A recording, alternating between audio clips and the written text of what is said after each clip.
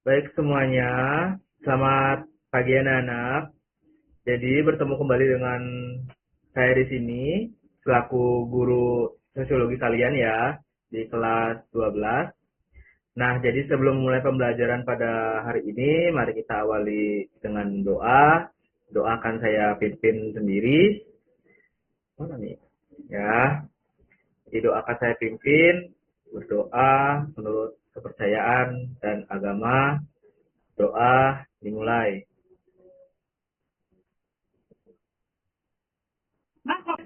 Berdoa selesai. Nah, jadi sebelum itu saya izin share screen ya anak-anak.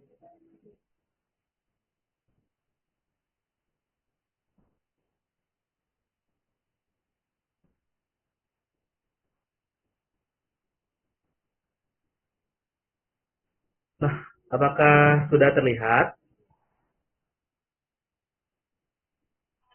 Belum, Pak. Bapak, Belum, Bapak. sudah Bapak. Sudah. Nah, sudah terlihat ya. Udah, Pak.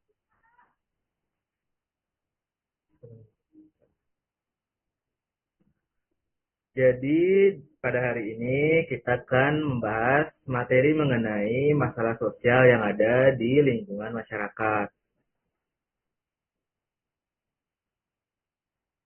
Nah, pada hari ini kita juga akan mempelajari materi yaitu kan tentang masalah sosial yang ada di masyarakat. Nah, pembagian materinya yaitu ada 4. Yang pertama ada pengertian dari masalah sosial, kemudian bentuk-bentuk masalah sosial, lalu ada faktor penyebab dari masalah sosial, dan yang terakhir ada upaya pemecahan masalah sosial. Nah, sebelum lanjut ke materi, saya ingin bertanya nih pada adik-adik semua. Kalian tahu nggak apa itu masalah sosial? Ya, boleh deh sharing-sharing mungkin dari pengalaman atau mungkin suatu peristiwa atau kejadian yang mungkin pernah kalian temui dalam kehidupan sehari-hari atau di lingkungan sekitar. Mungkin boleh dari Rafli kalau ada.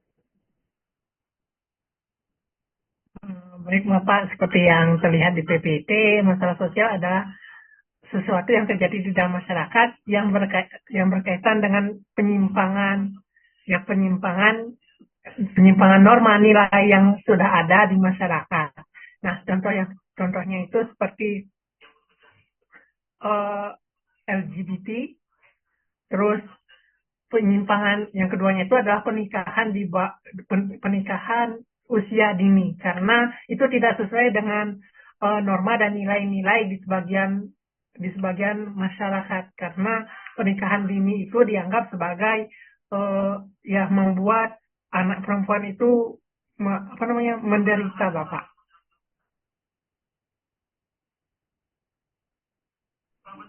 Ya, bagus. Berarti betul banget ya. Seperti yang Rafli sampaikan tadi. Mungkin ada contoh lain dari mungkin Ari memberikan contoh. Baik, Bapak. Eh, Salah satu contoh yang pernah saya lihat yaitu penyimpangan dari segi tren fashion, di mana zaman sekarang itu banyak anak-anak mungkin usia baru remaja ya, sekitar 13 tahun, 14 tahun, 15 tahun yang pak- pakaiannya tuh meniru-niru seperti orang dewasa gitu. Bahkan lebih pendek, lebih terbuka gitu, yang tidak sesuai dengan umurnya gitu. Nah, Oke, jadi betul juga ya, seperti apa yang tadi Ari sampaikan, mungkin dari segi masalah fashion, gaya berpakaian yang mungkin ya tidak sesuai ya antara gaya fashion dengan umur pengguna fashion tersebut. Nah, jadi secara singkat, pengertian dari masalah sosial yaitu adalah di mana kondisi yang ada di dalam masyarakat yang dianggap menyimpang dari nilai dan juga norma. Nah, dari kondisi ini tentunya menimbulkan dampak negatif dan juga menghambat tercapainya kesejahteraan bersama. Nah, masalah ini juga muncul karena adanya ketidaksesuaian antara harapan sosial dengan kenyataan yang terjadi di tengah masyarakat itu sendiri.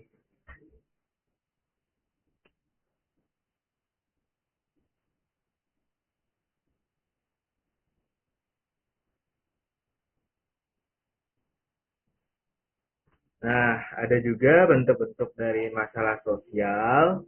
Nah, di sini ada 4 ya. Yang pertama itu ada kemiskinan. Nah, kemiskinan merupakan kondisi yang tentunya pasti ada ya di setiap lapisan masyarakat, di setiap negara.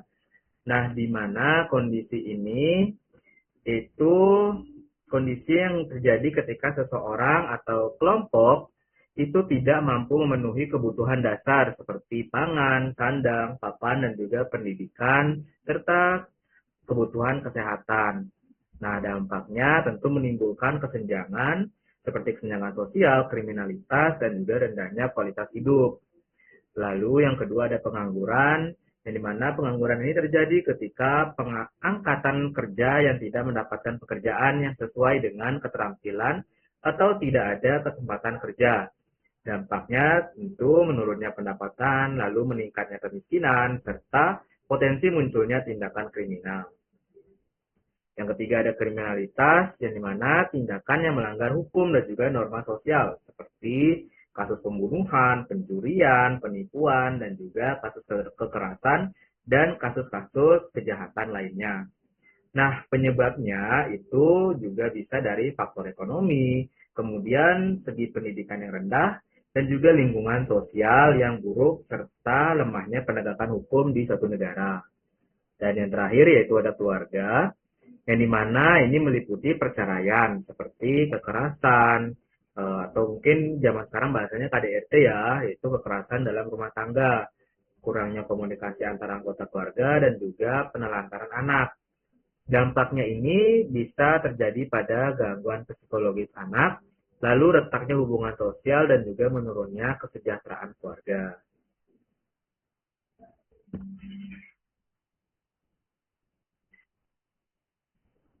Nah, kemudian ada faktor penyebab dari masalah sosial, yaitu ada beberapa faktor penyebabnya. Yang pertama ada dari segi faktor ekonomi, seperti tadi kita bahas kemiskinan, juga ketimpangan. Lalu ada faktor budaya, seperti benturan nilai, perubahan cepat. Nah, benturan nilai ini seperti contohnya antara misalnya masyarakat suku A tentu memiliki nilai dan juga kebudayaan serta nilai norma yang berbeda dengan masyarakat suku B. Nah, ini juga bisa menjadi apa ya pemecah ya, seperti permasalahan sosial karena perbedaan pemahaman. Lalu ada perubahan penduduk yang sangat cepat. Yang kemudian ada lingkungan, yaitu urbanisasi dan juga kepadatan penduduk. Serta politik, yaitu kebijakan tidak adil dan juga korupsi. Nah, keempat faktor ini saling berkaitan ya, dan juga dapat memperparah munculnya permasalahan dalam kehidupan masyarakat. Nah, ada juga upaya pemecahan dari masalah-masalah sosial ini. Yang pertama yaitu melalui pendidikan. Nah, pendidikan ini dapat meningkatkan akses pendidikan bagi semua lapisan masyarakat, menanamkan nilai moral, etika, dan juga keterampilan sejak dini. Jadi, pendidikan itu sangat penting ya untuk setiap individu karena melalui pendidikan kita dapat menanamkan nilai dan juga moral yang baik, serta etika dan juga keterampilan hidup sejak usia dini. Nah, pendidikan ini juga bisa mengembangkan pelatihan keterampilan atau vokasional agar masyarakat ke depannya itu bisa bekerja. Yang kedua itu adalah lapangan pekerjaan, yaitu melalui penciptaan lapangan kerja dapat mendorong pertumbuhan industri kecil dan juga menengah, dapat memberikan pelatihan kerja dan juga kewirausahaan, dan menarik investasi untuk membuka kesempatan kerja baru. Dan yang ketiga ada hukum yang adil, di mana melalui penegakan hukum yang adil itu dapat menegakkan hukum tanpa pandang bulu agar tercipta rasa keadilan dan juga rasa kebersamaan. Nah, hukum yang adil juga dapat memberantas korupsi, kolusi, dan juga nepotisme, yaitu kejahatan-kejahatan atau tindak kriminal yang ada di dalam tatanan hukum suatu negara. Dan juga hukum yang adil dapat melindungi hak-hak warga negara dari ya seperti tadi kejahatan, kriminal, terutama kelompok lemah dan juga kelompok miskin. Dan yang terakhir yaitu ada pemberdayaan masyarakat yang dimana melalui pemberdayaan masyarakat ini dapat mengembangkan potensi lokal dengan memberikan pelatihan dan juga modal usaha. Kemudian mendorong partisipatif aktif masyarakat dalam pembangunan sosial dan juga ekonomi. Serta pemberdayaan masyarakat ini juga bisa meningkatkan kesadaran sosial melalui kegiatan gotong royong dan juga komunitas.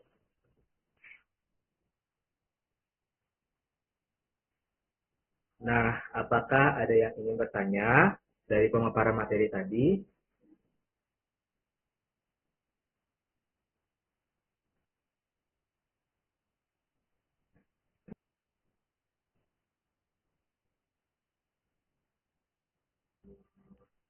Bapak mau tanya apakah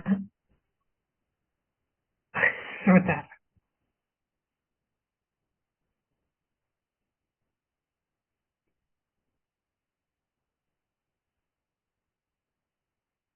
Ya, Raffi, silakan kalau Mau ingin tanya ya. ya, pertanyaan saya begini.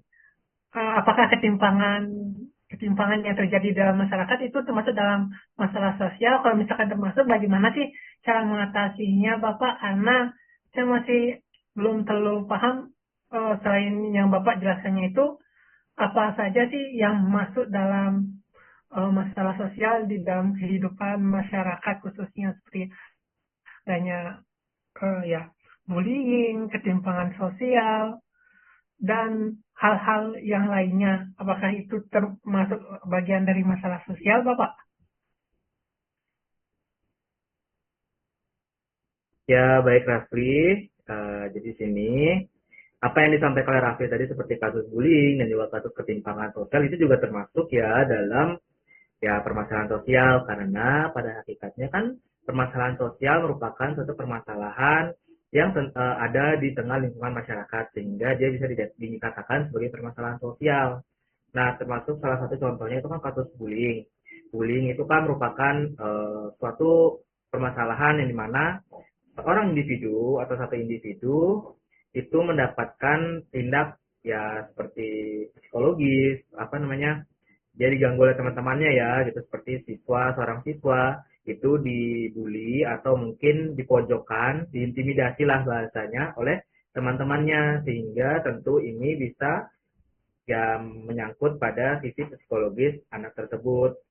Nah, kasus ini juga kan tentunya tidak terjadi hanya di satu sekolah atau di satu tempat saja, tetapi juga di berbagai tempat, baik dia di organisasi baik yang berbasis pendidikan maupun non pendidikan, tentu kasus bullying ini pasti ada ya, sehingga ya kasus bullying ini seperti yang Raffi sampaikan tadi itu bisa masuk ke dalam ya permasalahan sosial seperti itu.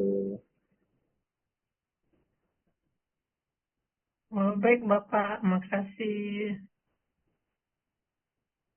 Baik, karena materi sudah selesai dan juga jam pelajaran sudah menunjukkan waktu istirahat, untuk tugasnya jangan lupa dikerjakan dan silakan dipelajari lagi materinya ya. Untuk kelas, saya tutup dengan doa ya. Menurut kepercayaan agama masing-masing, berdoa dimulai, berdoa diakhiri. Baik, terima kasih semuanya atas waktu dan juga perhatiannya. Saya izin pamit ya. Terima kasih.